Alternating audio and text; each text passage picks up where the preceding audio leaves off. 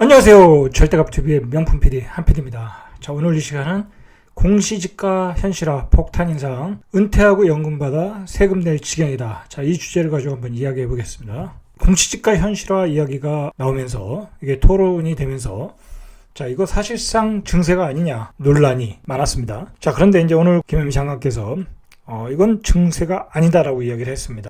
세금이 오르는데 증세가 아니다.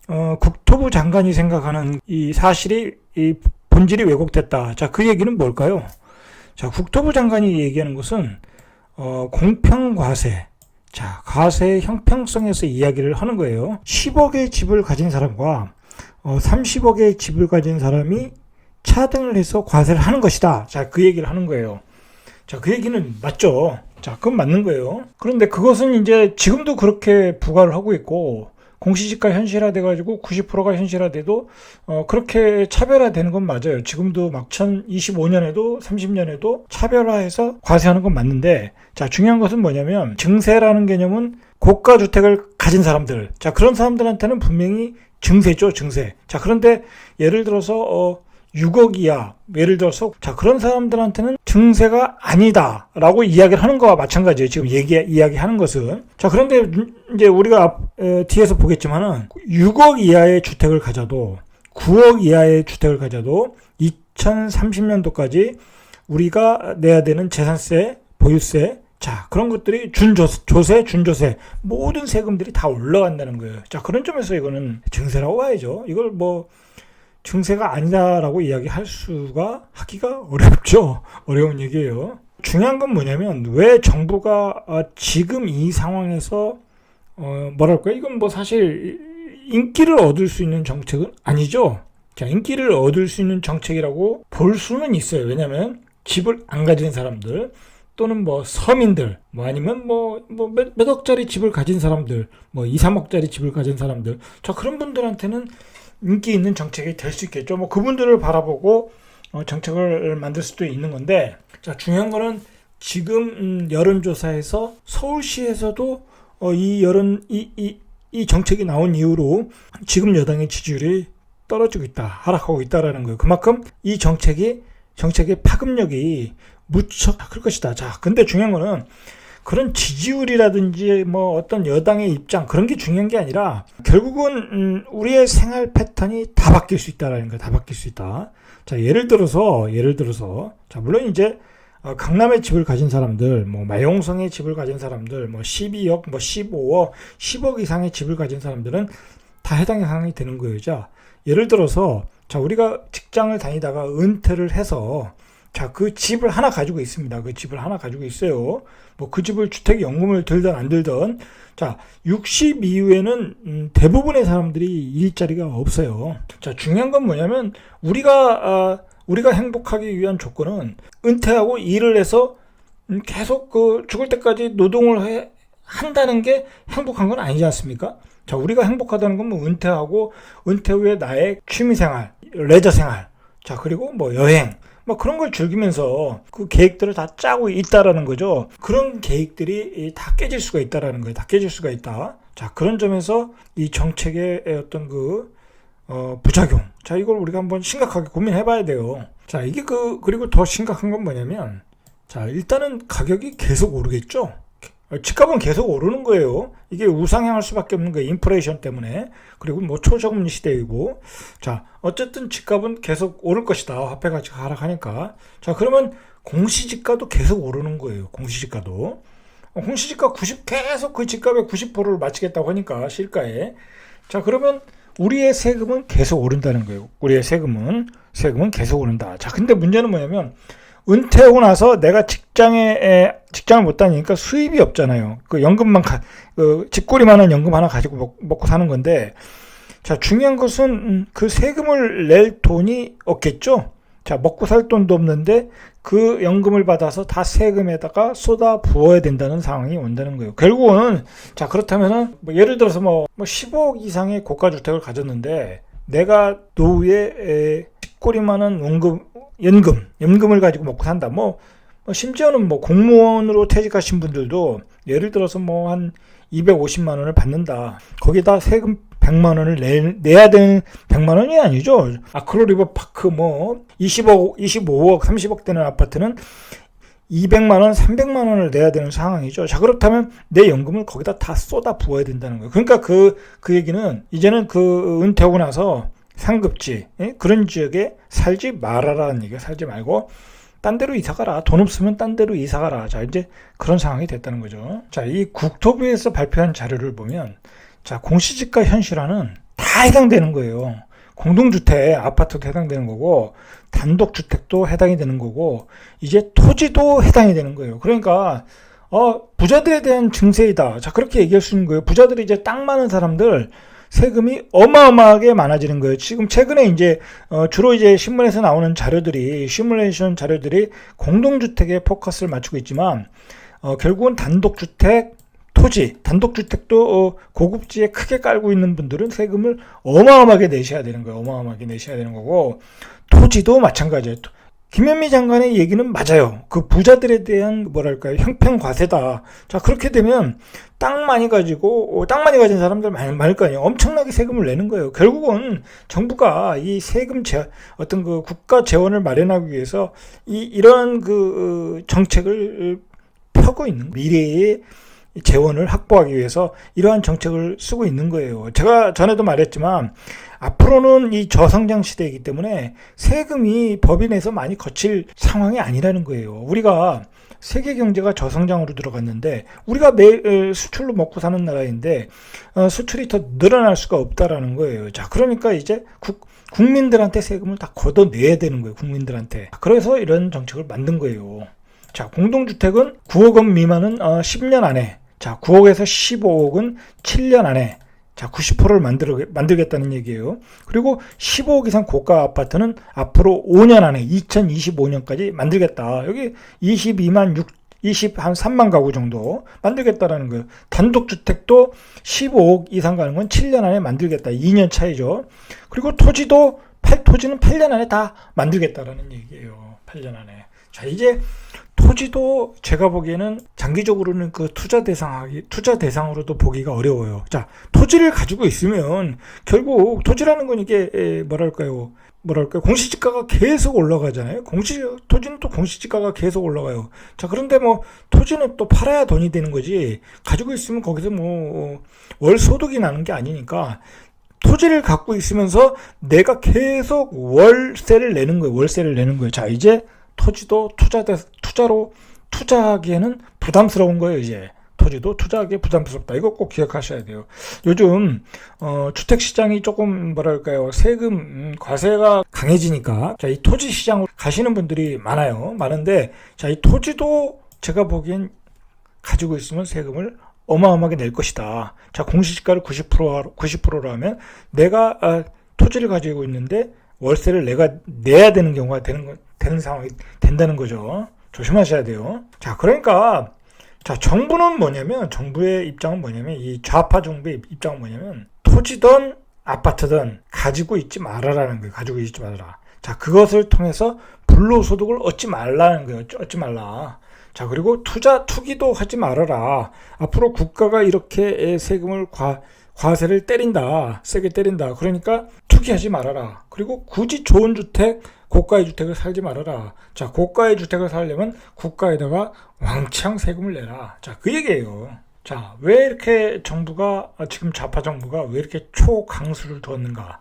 자, 이렇게 재산세 어떤 로드맵으로 지지율까지 하락을 하고 있어요. 지지율까지. 자, 일단은 이번 정부의 어떤 국정 목표가 뭐냐면 아파트 가격이 이렇게 계속해서 폭등을 한다고 하면 지지율의 하락으로 인해서 어떤 정권의 연장이 쉽진 않겠죠. 자, 그러니까 결국은 잡아야 된다. 이 집값을 잡지 않고서는 정권 연장이 어렵다고 보는 거예요. 자, 그러니까 보유세로 장기적으로 집값을 잡겠다. 자, 쉽게 말해서 공포감을 조성하는 거예요. 공포감. 자, 여기 공포라고 써놨죠. 자, 공포감. 이 공포를 조성하는 거예요. 복지를 위한 또 세금을 걷어야 된다. 자, 이러한 지금의 정부는 복지에다 퍼붓는 정부니까 자, 세금이 필요하겠죠. 많은 재원이 필요하겠죠. 자, 그러니까 그 재원을 마련하기 위해서 이러한 로드맵을 시작했다. 자, 중요한 건 뭐냐면 과연 실현 가능한가? 이러한 정책을 2025년, 예를 들어서 2025년도에 세금을 걷는다. 자, 그러면 제가 보기에는 대란이 일어나요. 사회 문제가 된다는 거죠. 불만스러운 사람들이 많아진다. 그리고 지금은 이 고령화 시대. 자, 이제 베이비붐 세대가 다 은퇴하고 일자리가 없고 집에서 연금을 가지고 살아야 되는데 집 한 채를 가지고 살아야 되는 시대에 거기다 대고 세금을 부과한다. 그냥 다 죽으란 얘기예요. 다 죽으란 얘기예요. 세금만 내다 죽으란 얘기예요.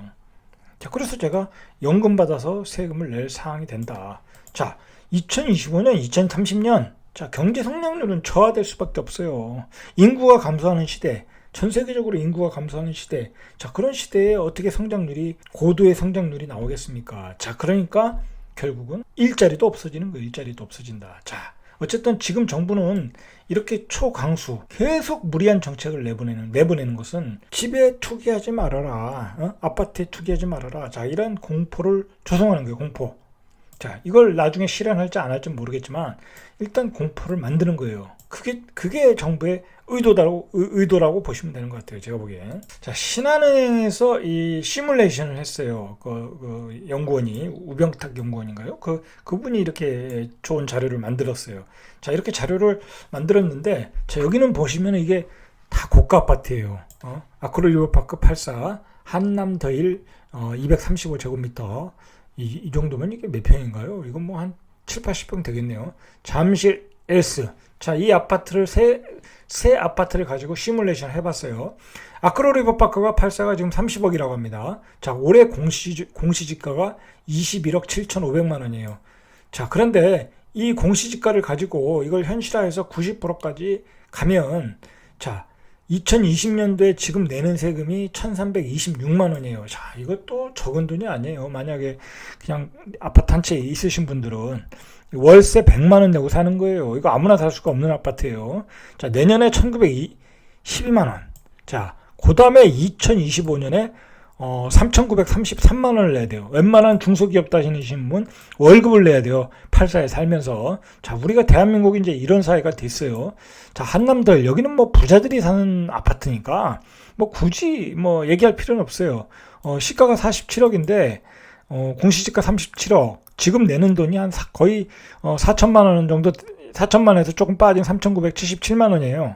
자, 그런데 이제 6,800만 원 낸다. 사실 이런 아파트는 뭐 걱정할 게 없어요. 뭐 돈 많이 버시는 사람들이니까. 돈 많이 벌고 많이 내면 좋죠. 자, 잠실 S 22억이래요. 지금 시가가. 자, 근데 공시지가가 17억인데 2020년도에 818만 원. 자, 예전에 일반적으로 그냥 거기에 오래 살았던 분들이 있겠죠. 그냥 평범한 직장 가지고 평범하게 은퇴하신 분들이 많을 거란 말이에요. 자, 그분들이 이제 최근 818만 원 내야 돼요. 자, 이것도 쉽지 않을 거란 말이에요. 자, 그런데 2025년도에 3,438만 원을 내야 돼요. 자, 이 돈이면 그분들의 1년 생활비죠. 자, 어쨌든 내라. 고가 아파트. 자, 이 지역은 더 올라갈 것이다. 그러니까 네가 최고 좋은 지역에 사니까 이만큼 내라. 자, 그 얘기예요. 자, 이 자료를 보면 아주 이 아파트에 사시는 분들, 뭐 한남 덜 빼고 아크로 리버파크도 뭐 좋으니까. 자, 잠실 LC 이런 아파트에 사시는 분들은 이제 걱정이 되겠죠.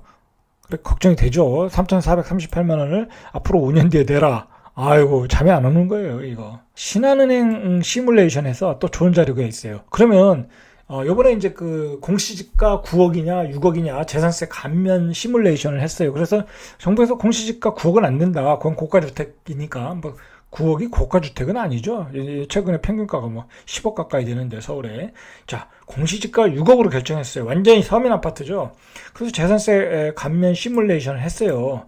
그래서 감면액이 예를 들어서 무지개 아파트 노원구에 25평짜리가 공시지가가 2억 6,800인데 실거래는 한 6억 되네요. 공시지가가 차이가 많이 나죠. 자, 이것도 이제 90% 하겠죠. 자, 그러면 재산세가 올라가는 거예요.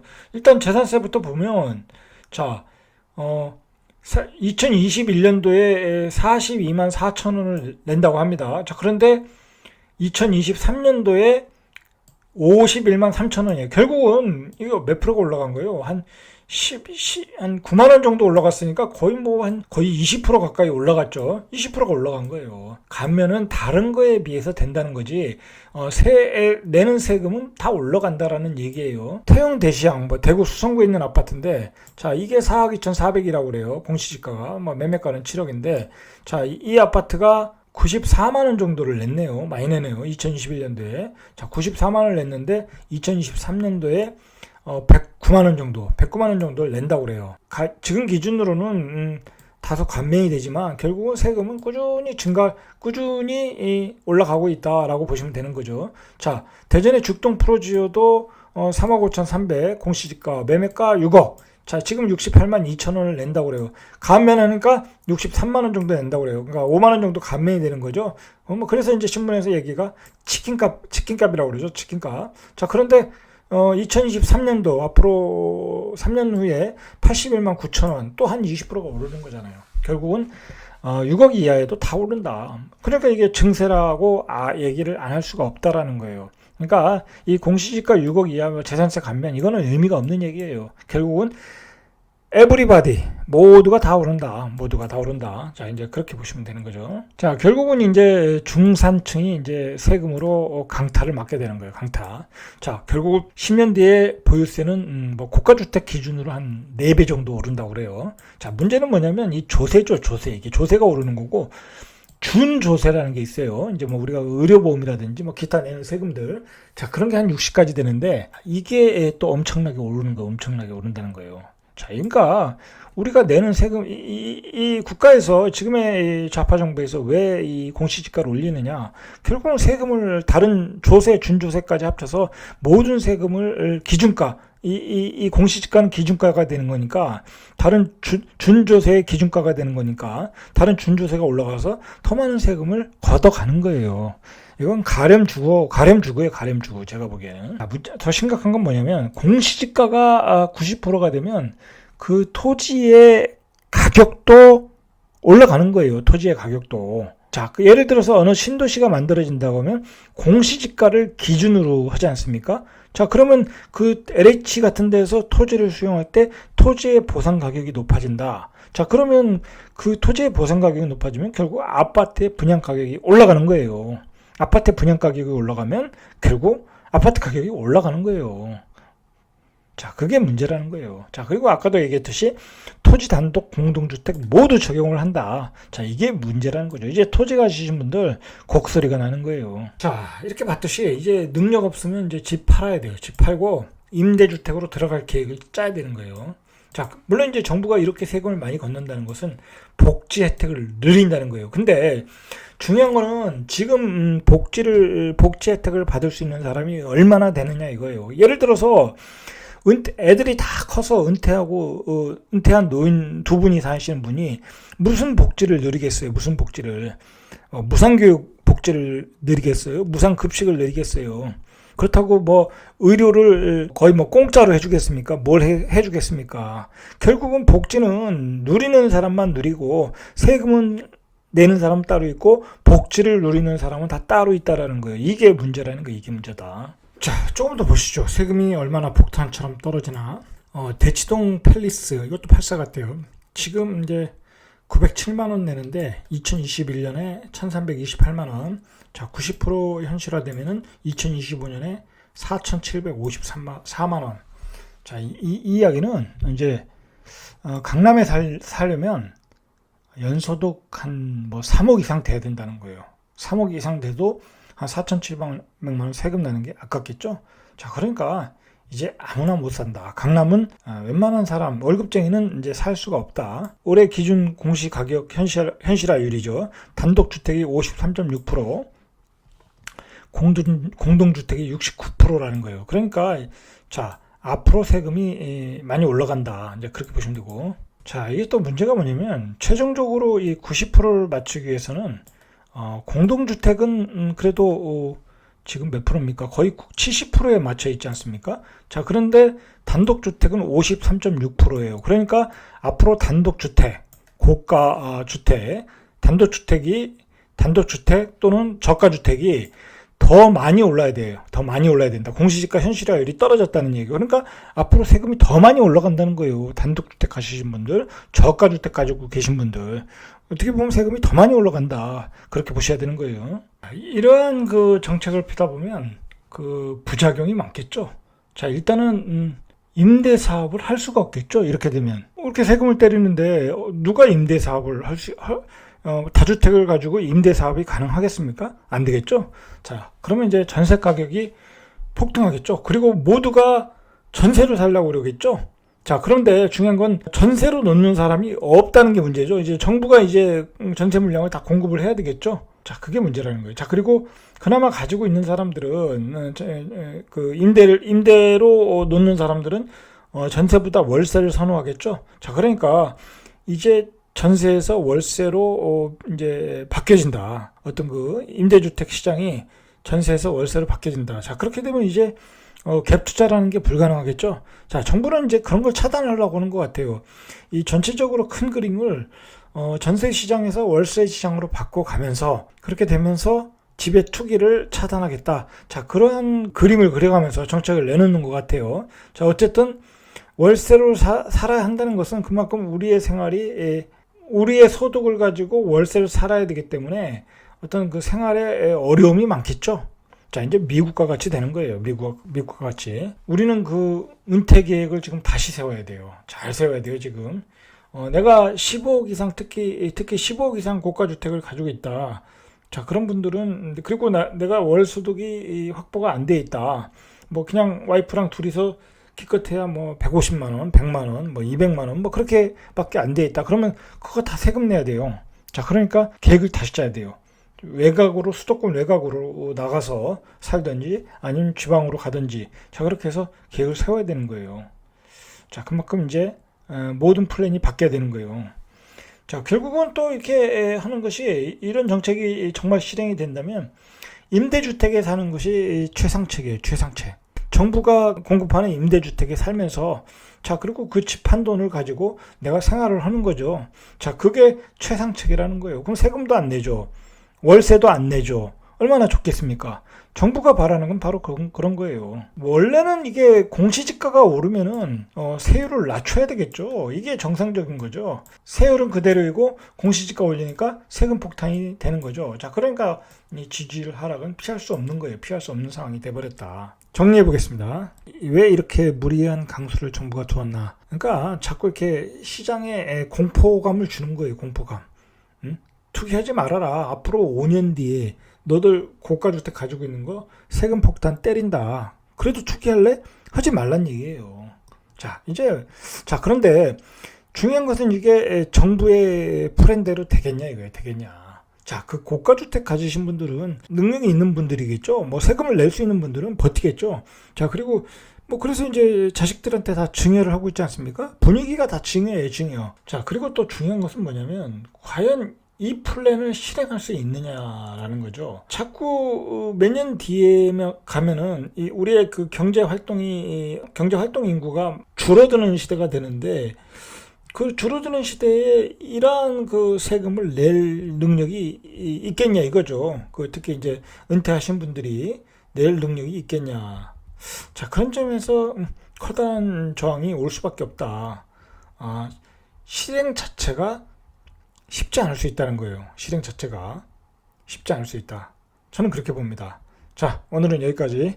이상 절대값 TV의 명품 PD 한 PD였습니다.